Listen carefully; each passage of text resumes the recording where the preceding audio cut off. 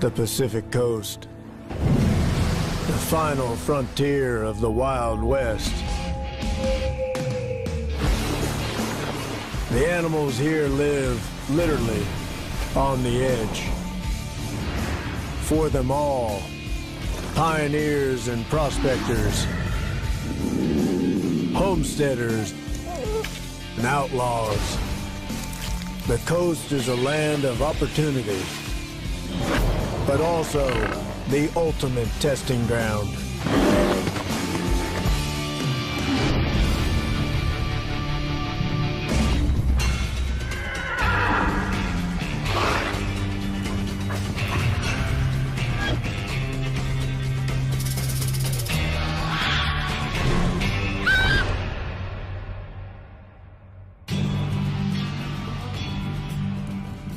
California has always been the promised land, drawing the hopeful westward.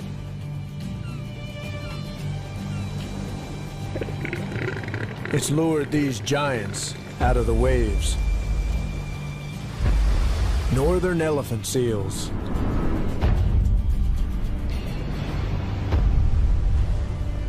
Now, they've set up a frontier town on this beach. Here, tough guys take what they want. And feuds are settled in blood.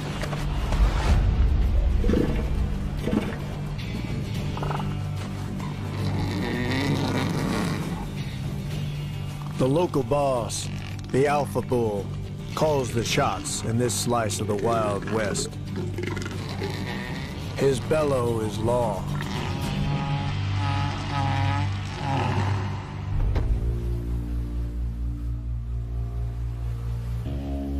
This is no place for a lady, but the ladies are here.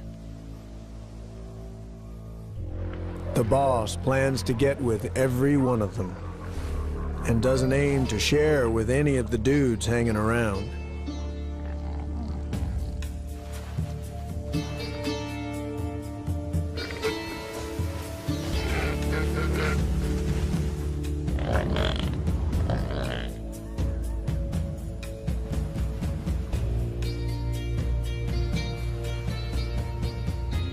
This young lady showed up here about 2 months ago to give birth. Even this rough outpost is better than the wilderness of the Pacific for her pup.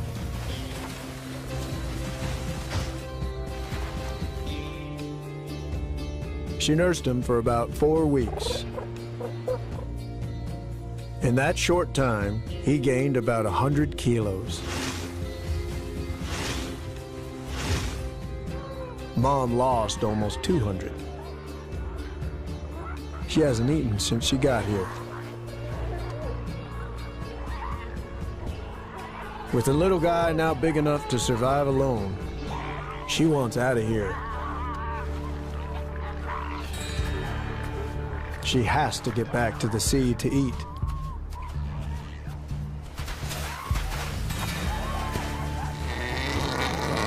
But it's not that simple. She has to run the gauntlet of those young ruffians, all desperate to mate with any of the boss's beauties.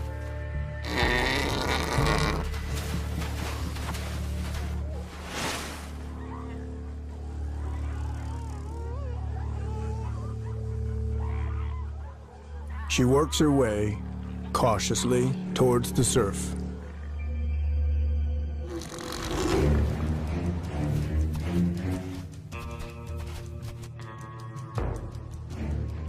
But she doesn't get far. One of the bigger boys tries to take advantage. The boss is having none of it. He weighs close to 2 tons and is over 4 meters long.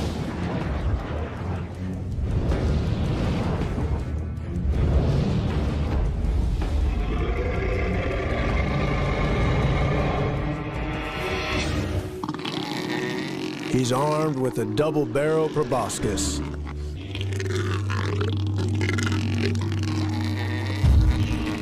Works like a megaphone to boost the bellowing.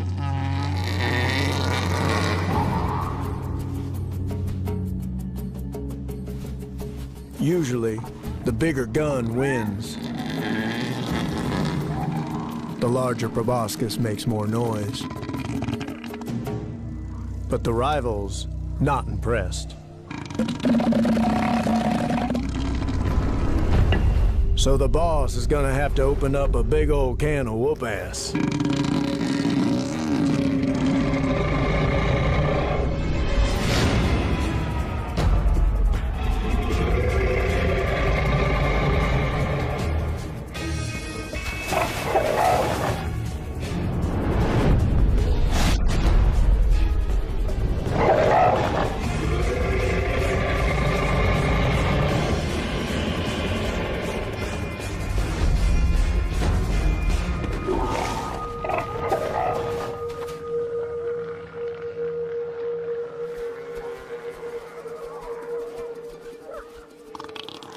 In the end, the boss is just too much seal.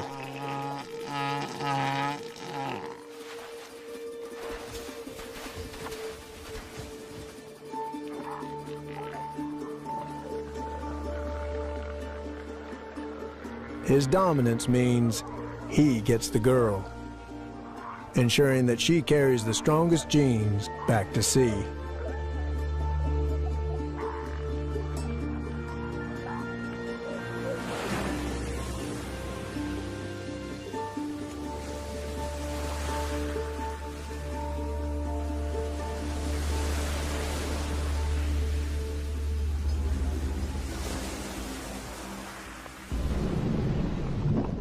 Next year, she'll return to this same frontier town to give birth.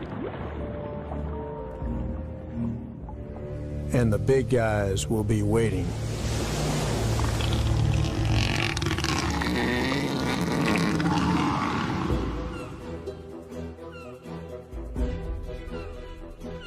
The seals aren't the only ocean drifters coming to try their chances in the coastal Wild West.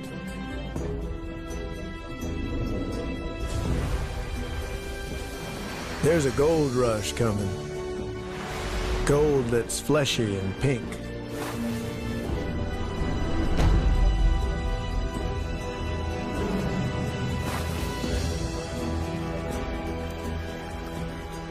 In Alaska's remote southeast, hundreds of thousands of humpback salmon stampede upstream to spawn. They must make it to the exact same inlet where they hatched.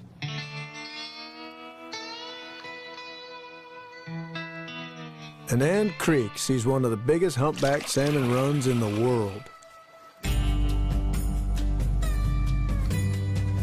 But the salmon don't make their way unchallenged. A gold rush like this draws prospectors. Black bears hungry for spoils. They usually hunt alone. Not here.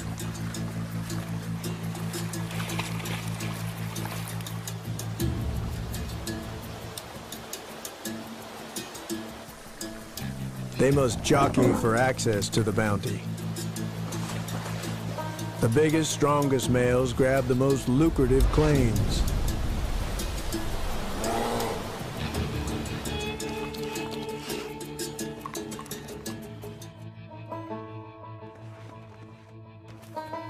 A young cub has no business in a lawless place like this. Mom tries to chaperone her tenderfoot through the rough crowd.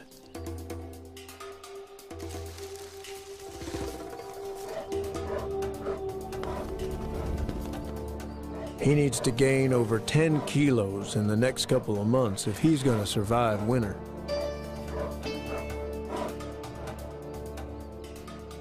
They must get to the salmon.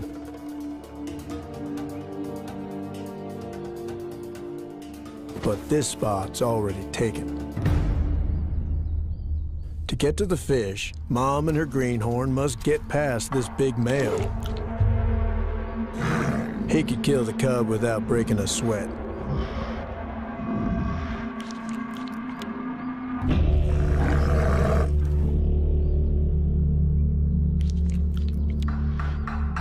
She tries to stare him down, but he ain't going nowhere. So she risks a direct challenge.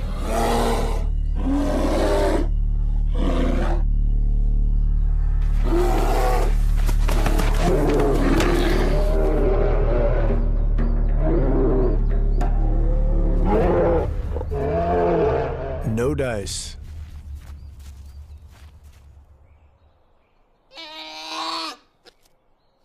She has no choice but to lead her young'un upstream to a lesser claim.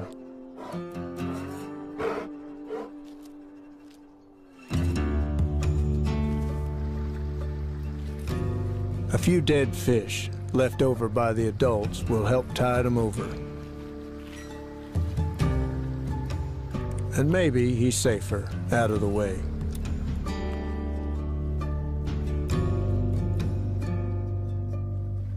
The riches here are luring in the big guns. The black bear's arch rivals, the browns. The ultimate tough guys. They could kill the cub, the mom, and the adult male.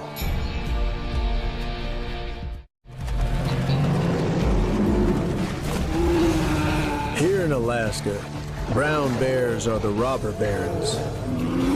Food is their business, and they'll railroad anyone who tries to keep it from them. Weaker prospectors be damned.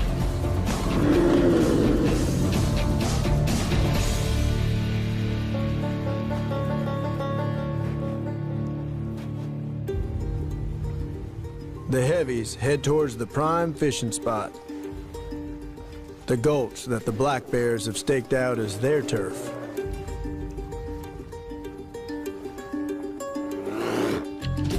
Yet more jaws the salmon must try to avoid as they seek out their spawning grounds upstream.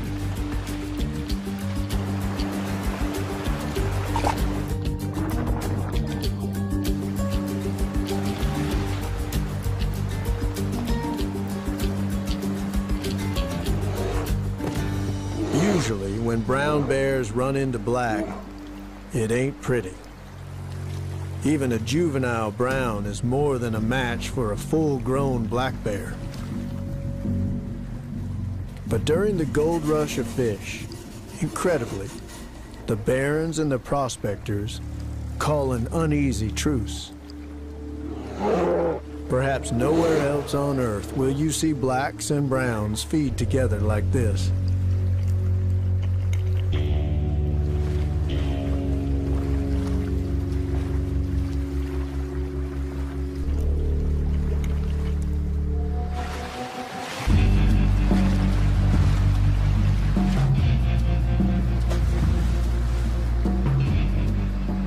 For the bigger youngsters, the riches on hand are kind of overwhelming. But it's an opportunity to practice different ways of getting the gold. The snorkel, the belly flop, the swipe.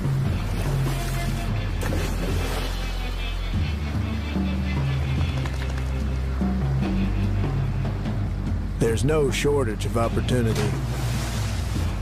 Twice a day, even more salmon are sluiced in on the tides.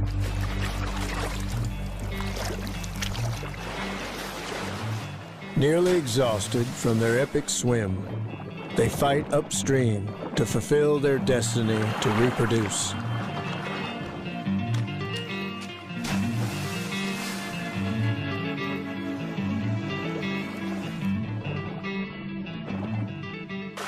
Many make it to within meters of their goal, only to be taken.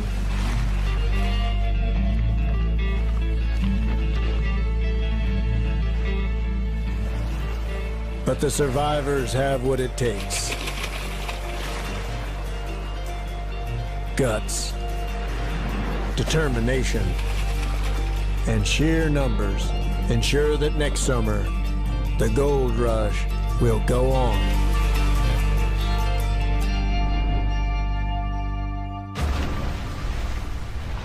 And highlight once again the contradictions of life in the Wild West.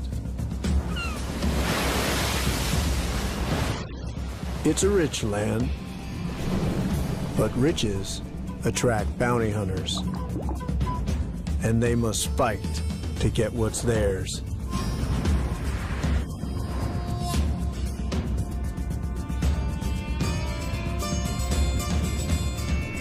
Powerful sea lions take what they want.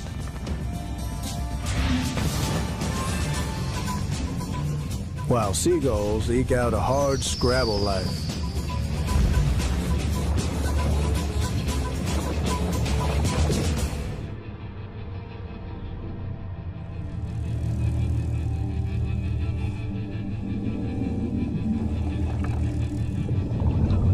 A giant Pacific octopus.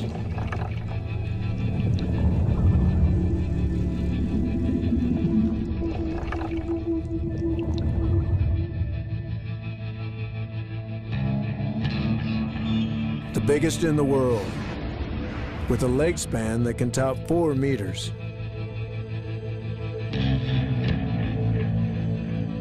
She can camouflage herself in an instant. And she needs to. She's carrying over 50,000 fertilized eggs. Out here, raising a family can take everything you've got. Literally. She's in outlaw territory. She needs a hideout she can defend.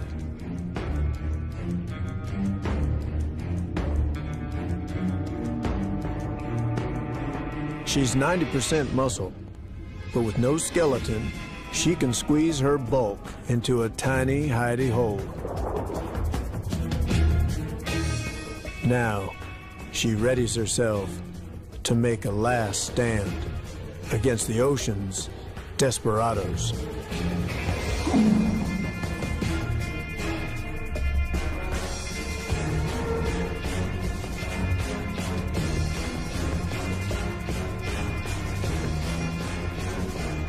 Of all the ocean's tough guys, our mother octopus should fear one the most. The sunflower sea star. Don't let the cheerful name fool you, or its pace. It may not be the fastest gun in the West, but it moves quicker than you'd think. On the 15,000 tube feet lining its underside. Time-lapse blows their cover.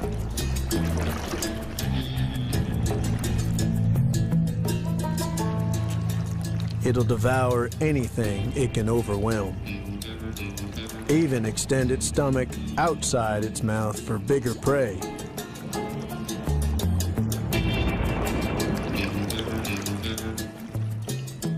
For these outlaws, 50,000 octopus eggs is like a stash of gold.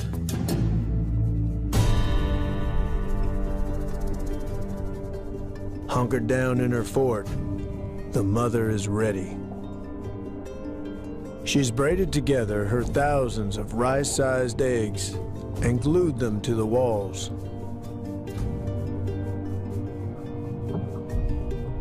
For 6 months, she broods. Using her siphon as a pump, she aerates her babies and washes away parasites. She can't leave them, even to eat.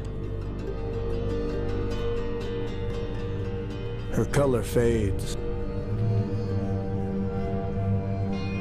She loses half her body weight.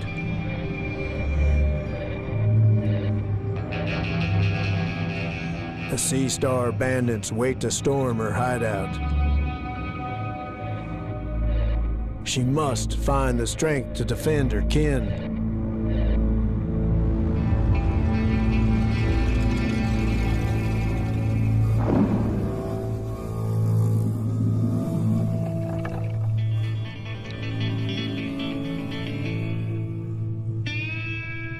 With her last breaths, she forces water over the eggs to help free them from their shells.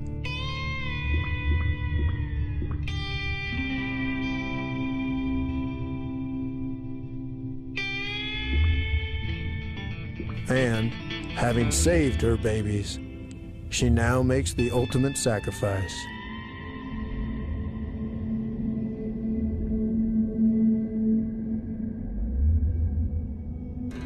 Her carcass becomes bait, drawing the bandits away from her young.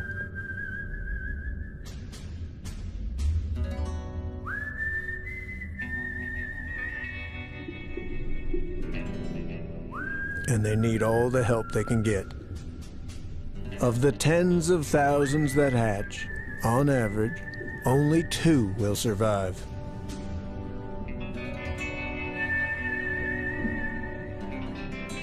A couple of tiny settlers, dwarfed by the vast wilderness they've been born into.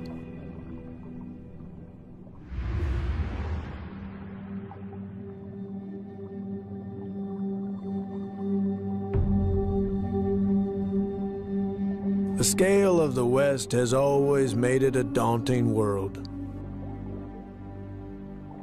And the giants of the depths have their counterparts on land. Redwoods.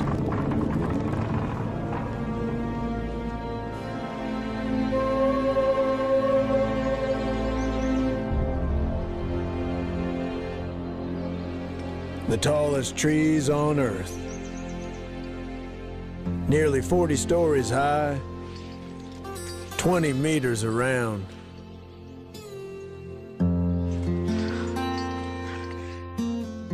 The bark alone could be over 30 centimeters thick.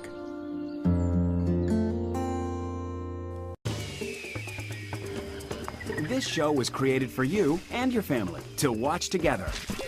Welcome to Nat Geo Wild. The oldest was a sapling when Julius Caesar ruled Rome.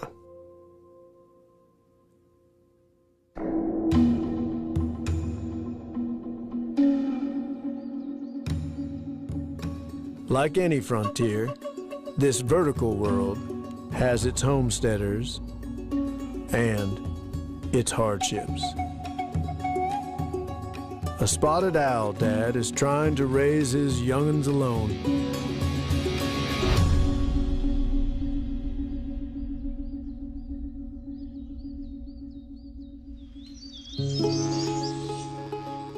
The chicks squabble over who gets enough breakfast.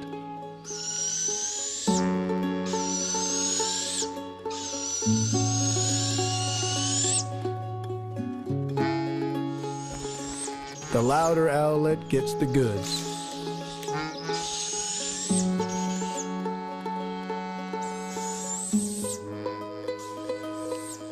The softer-spoken brother goes hungry.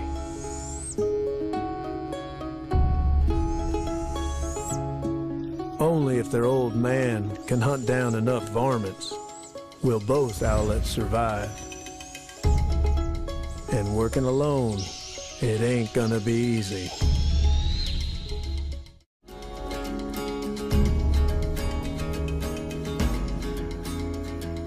The owlets are begging for their lives. It's their screeches that triggered the homesteader father to hunt. He must catch around 15 mice a day to keep everyone fed.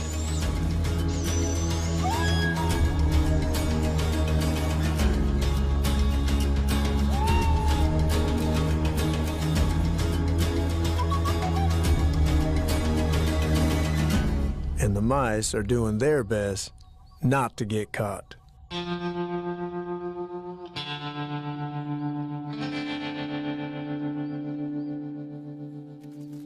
Dark fur helps the deer mouse hide.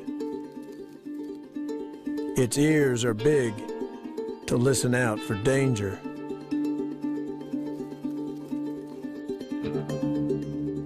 But what good is that if danger makes no sound?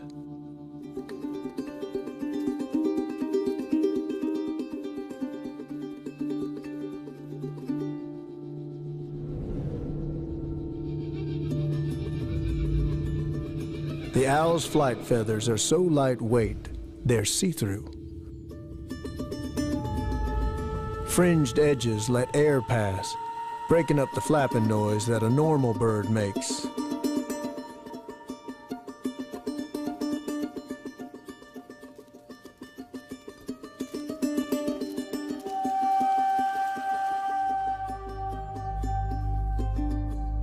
He's silent as death.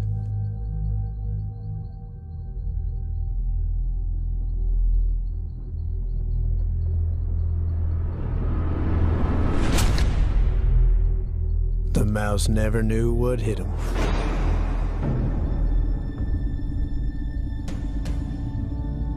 Even just 1/30th of a second before the talons struck, the mouse still doesn't have a clue.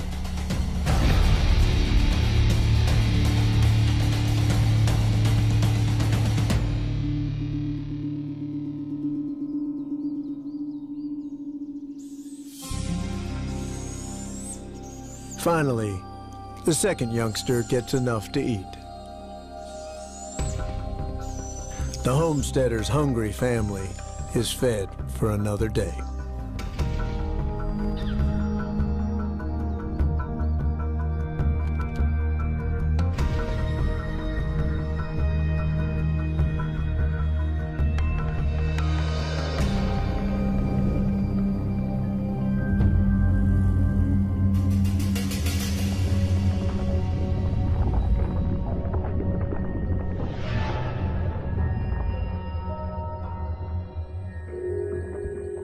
Over 100 meters below the towering redwood frontier is an untamed backcountry of moss and fungus.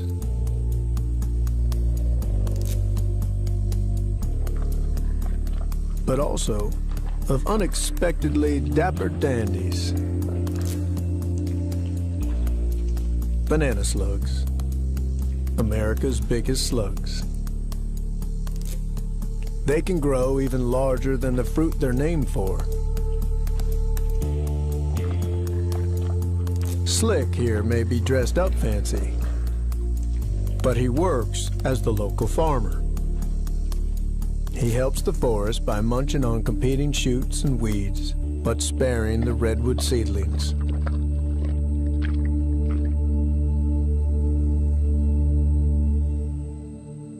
For now, Slick's a lover, not a farmer. His scent-sniffing lower tentacles pick up a mucusy come-hither signal. Eyes on his upper tentacles peer after it.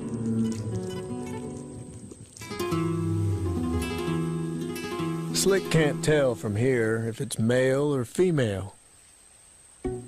But it doesn't matter. Banana slugs are both. They're hermaphrodites.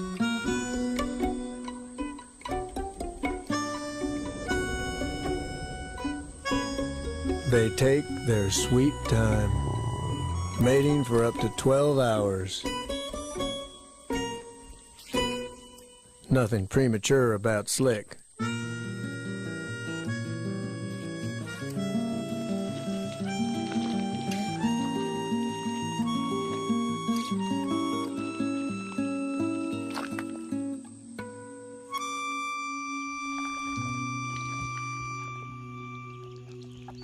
He may be hermaphrodite, but when they're done, he does what males do.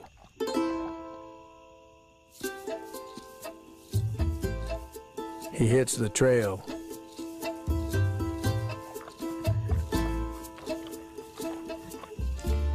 Slick was lucky in love.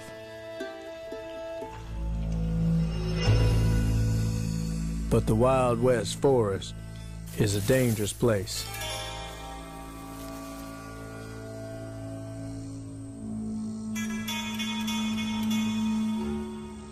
In the redwood boondocks, a garter snake is on the lookout for easy marks. And the banana slug ain't exactly dressed to blend in.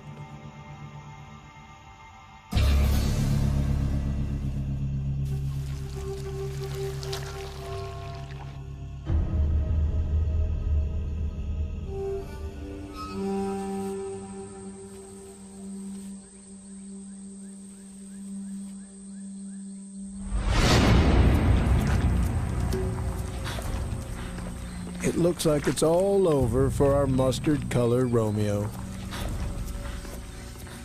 Until Slick plays the mucus ace up his sleeve. The snake has bitten off more than it can chew.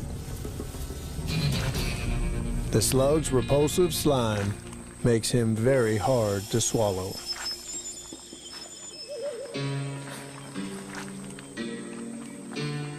Choked back up, Slick emerges, more or less unscathed.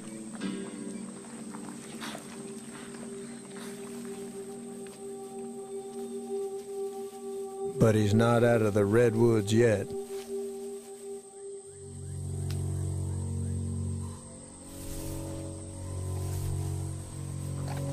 A masked bandito is on the hunt.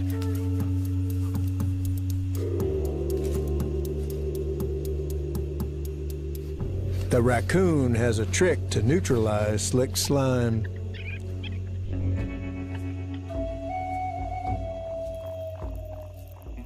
Rolled in a coating of dirt, he goes down easy as a corn dog.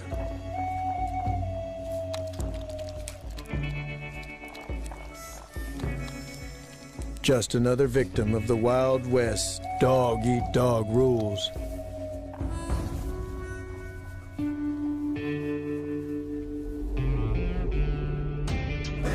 Rules that, out here, even cats have to play by.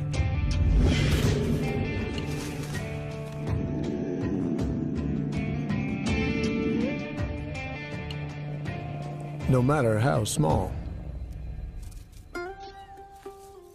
Bobcat kittens, just 4 weeks old.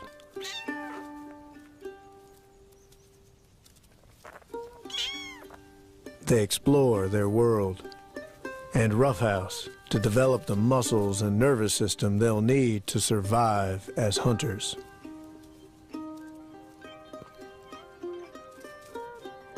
Just like their mother. A lone ranger on the prowl. She gets her moniker from her stubbed tail.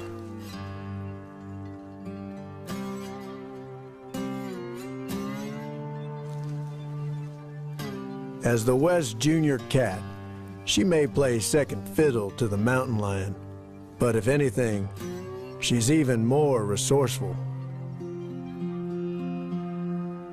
They call her the Coyote Cats. She'll eat almost anything she can take.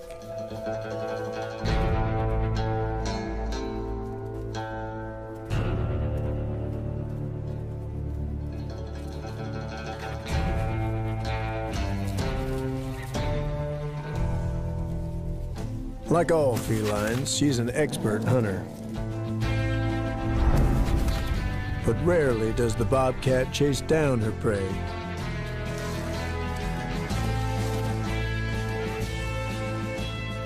Instead, she prefers to bounce.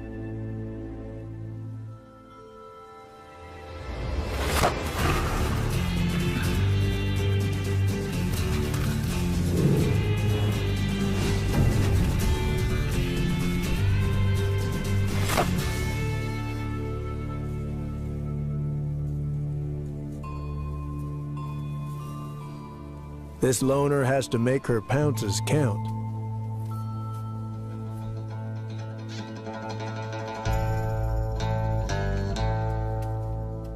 The family will stay together until fall.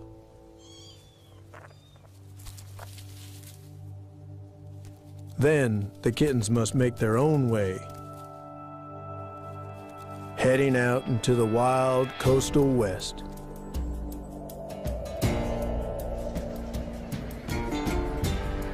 A giant land with plains that stretch to the underwater horizon.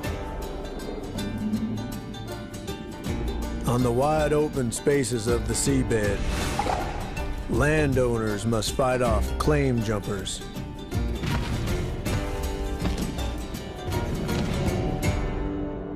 The sarcastic fringehead fiercely defends his home on the range.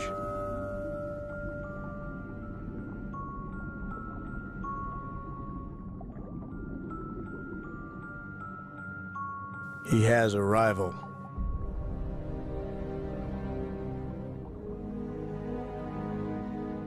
Like Hatfield versus McCoy, it's a bitter land feud.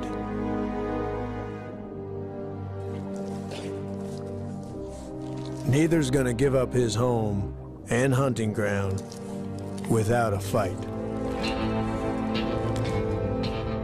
This ocean just ain't big enough for the two of them.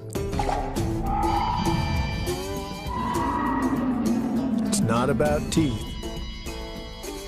It's the size of their mouths that matters.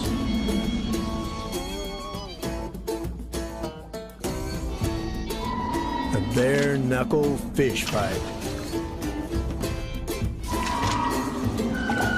Until Hatfield finds an opening.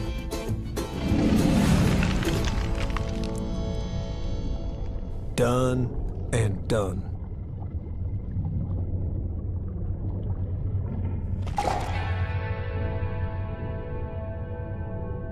Rival vanquished, Hatfield retires to his front porch. Homeless, McCoy must wander the darkness.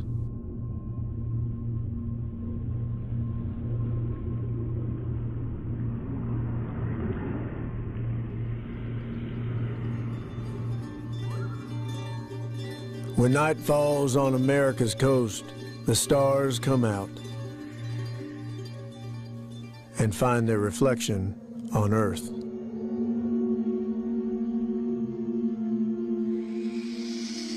Glow-in-the-dark millipedes, now filmed in the wild for the first time.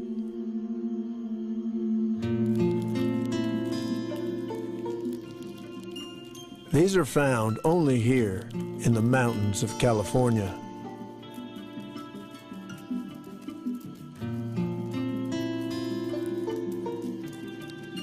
Chemicals in their exoskeleton react to produce light, similar to fireflies.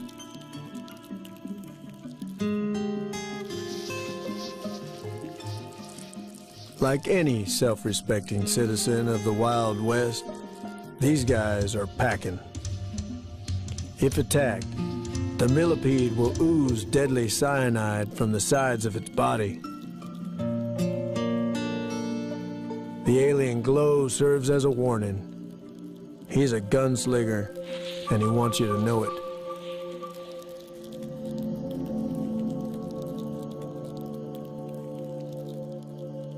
They spend their days underground, emerging at dusk to forage and mate.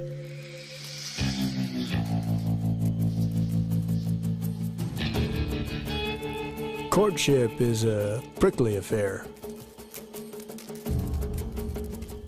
Each leg intertwines with its partner like a zipper.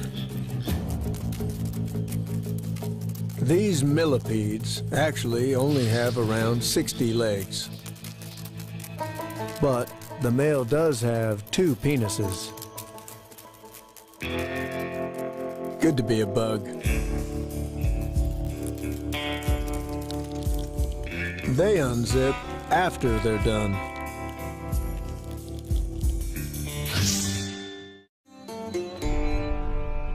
The climbing sun lights up the western coast and rises over a little slice of heaven. This isn't a natural wilderness. It's been tamed by one critter that has mastered the coastal Wild West.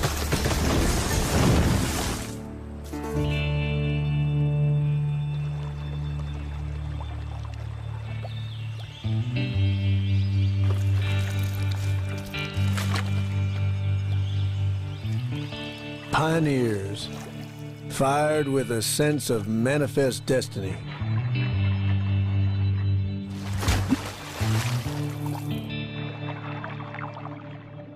Beavers.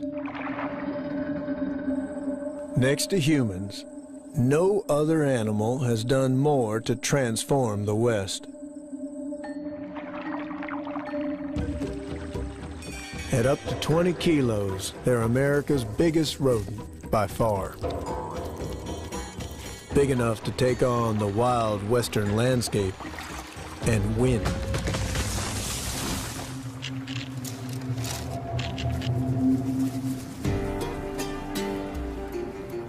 This was once a creek, till the beavers turned it into their own water world. Like the workers and engineers who built the West, these guys took the land as they found it and made it what they wanted it to be.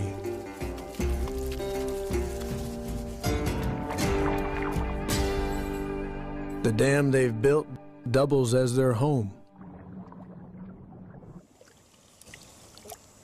With a pair of teenagers and a passel of little ones.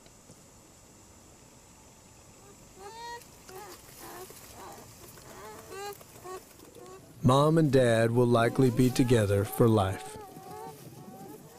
The babies are only a couple months old, but already they've got a sweet tooth for sticks.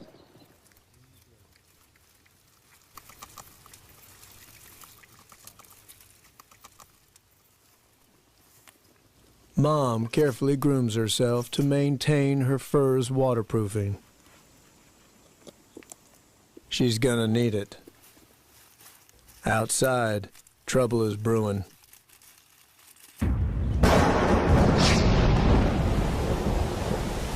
Just when you think you have the Wild West tamed, the wild busts out.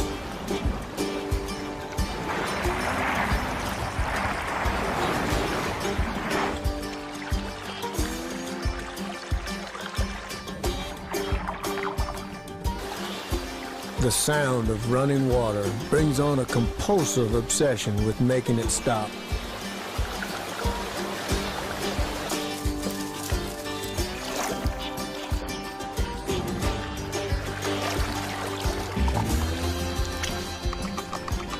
With nimble five-fingered hands, webbed feet, and chiseled teeth, they work 24/7.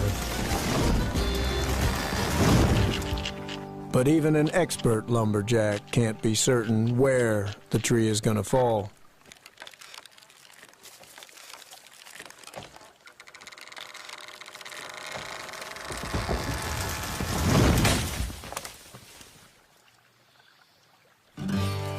The downed trunks become construction material to repair their storm-damaged lodge.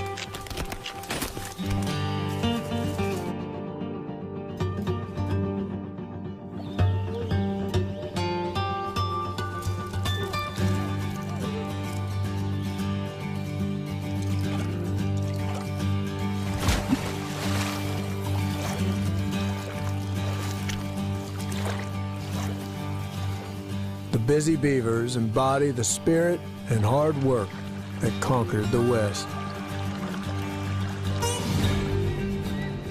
But all the coast characters are determined to make it here. Prospectors and homesteaders. Lone rangers and feuding rivals. For them all, the Wild West's final frontier remains the ultimate land of opportunity.